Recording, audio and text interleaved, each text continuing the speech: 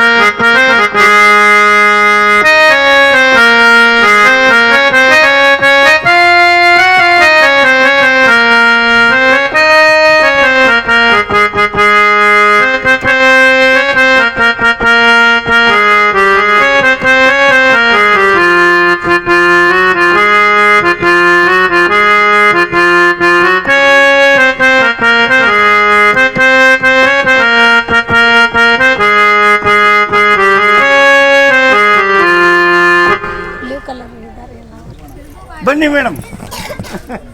ಮೊಟ್ಟ ಮೊದಲಿಗೆ ಕೈ ಎತ್ತಿದವರು ಸಹೋದರಿಯವರಾಗಿರುವಂಥ ಅನಿತಾ ಮೇಡಮ್ ಅವರು ಬಂದಿದ್ದಾರೆ. ಅವರು ಈಗ ಈ ಹಾಡು ಯಾವುದು ಅನ್ನೋದನ್ನು ಹೇಳ್ತಾರೆ. ಇದೇ ನಾಡು ಇದೇ ಭಾಷೆ ಎಂದೆಂದು ನಮ್ಮದಾಗಿರಲಿ, ಎಲ್ಲೇ ಇರಲಿ ಹೇಗೆ ಇರಲಿ ಕನ್ನಡವೇ ನಮ್ಮ ಉಸಿರಲ್ಲಿ. ಇದೇ ನಾಡು ಇದೇ ಭಾಷೆ ಎಂದೆಂದು ನಮ್ಮದಾಗಿರಲಿ.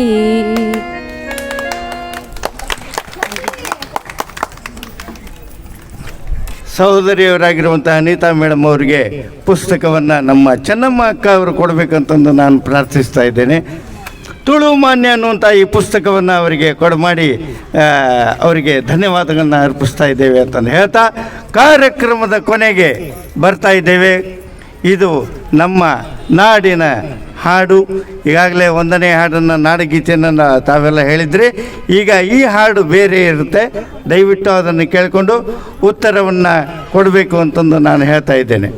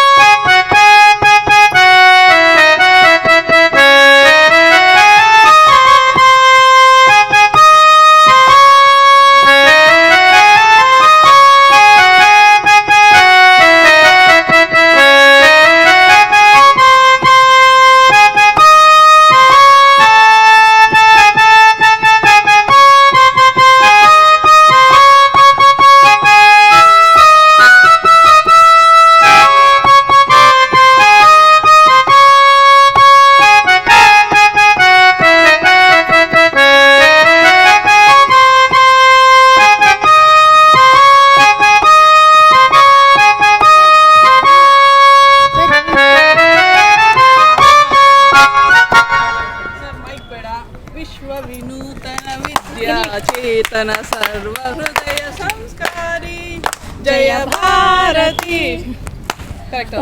ಅದ್ಭುತವಾಗಿ ಮೇಡಮ್ ಅವರೇ, ತಮ್ಮ ಹೆಸರು ಮೇಡಮ್? ಸುಮಾ ಮೇಡಮ್ ಅವರು ಈ ಒಂದು ಹಾಡಿಗೆ ಉತ್ತರವನ್ನು ಅದ್ಭುತವಾಗಿ ಕೊಟ್ಟಿದ್ದಾರೆ. ಅವರಿಗೆ ಪುಸ್ತಕವನ್ನು ಮೇಡಮ್ ಅವರು ಬರಬೇಕು.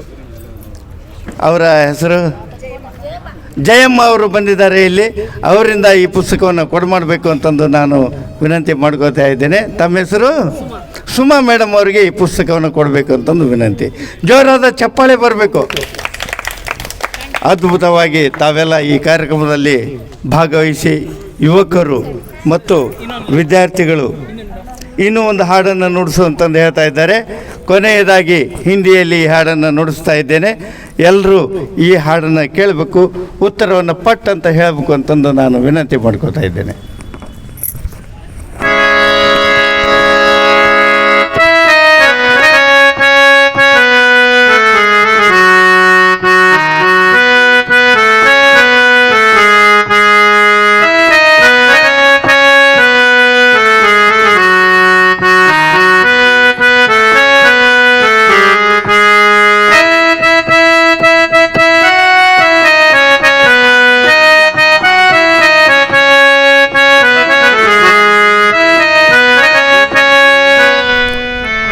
दिल दिया है जान भी देंगे ए वतन तेरे लिए हर कदम अपना करेंगे हर कदम अपना करेंगे ए वतन तेरे लिए दिल दिया है जान भी देंगे ए वतन तेरे लिए.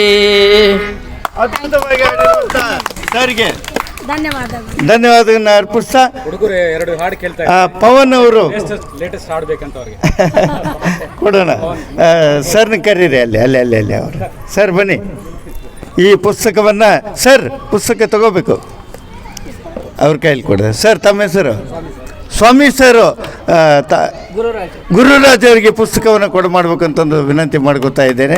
ತುಂಬ ಧನ್ಯವಾದಗಳನ್ನ ಅರ್ಪಿಸ್ತಾ ಇದ್ದೇನೆ ಅಂತಂದು ಹೇಳ್ತಾ, ಇನ್ನು ಮಕ್ಕಳಿಗಾಗಿ ಚಲನಚಿತ್ರ ಗೀತೆಗಳನ್ನು ನುಡಿಸಿ ಅಂತಂದು ಹೇಳ್ತಾ ಸರ್. ಕರಿತೇನೆ ಎಸ್ ಸಾಕ ಮಕ್ಕಳಿಗೆ ಆಯ್ತು. ಇದು ಓನ್ಲಿ ಮಕ್ಕಳಿಗೆ. ಇಂಗ್ಲೀಷಾ ಕನ್ನಡನ ಹಿಂದಿನ? ಕನ್ನಡ. ಓಕೆ, ಕನ್ನಡ ಪರವಾಗಿಲ್ವೇ? ಕೇವಲ ಮಕ್ಕಳಿಗೆ. ದೊಡ್ಡವ್ರ ಉತ್ತರ ಹೇಳಿದ ಪುಸ್ತಕ ವಾಪಸ್.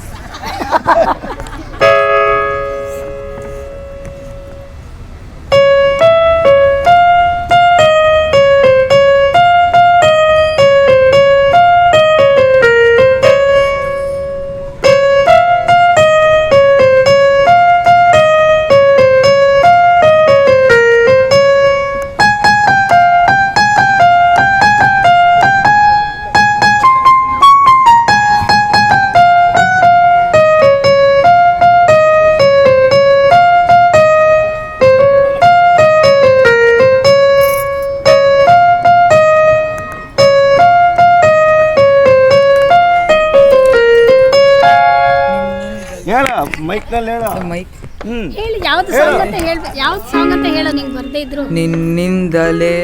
ನಿನ್ನಿಂದಲೇ ಕನಸೊಂದು ಶುರು ಆಗಿದೆ. Very good. ಪವನ್ ಈ ಉತ್ತರವನ್ನು ಕೊಟ್ಟಿದ್ದಾನೆ. ಅವನಿಗೆ ಈ ಪುಸ್ತಕದ ಬಹುಮಾನ ಅದ್ವಿಕ್ ಕೊಡ್ತಾ ಇದ್ದಾನೆ ಅಂತ ಹೇಳ್ತಾ ಇದ್ದೇನೆ. ಜೋರಾದ ಚಪ್ಪಾಳೆ ಬರಬೇಕು. ಆಯಿತು. ಕೊನೆಯಲ್ಲಿ ಎಸ್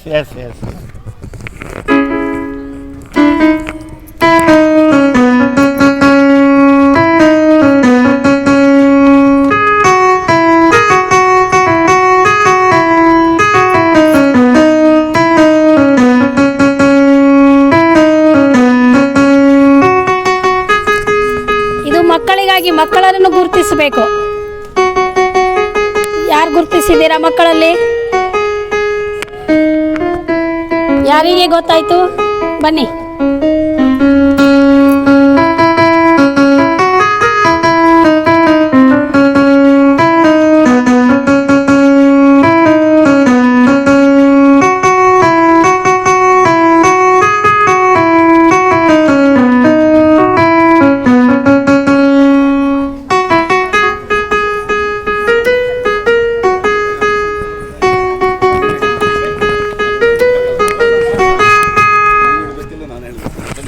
ಇದು ಇಂಥ ಹಾಡುಗಳನ್ನ ಮನೇಲಿ ಯಾರಾದರೂ ಹಾಕ್ತೀರಾ?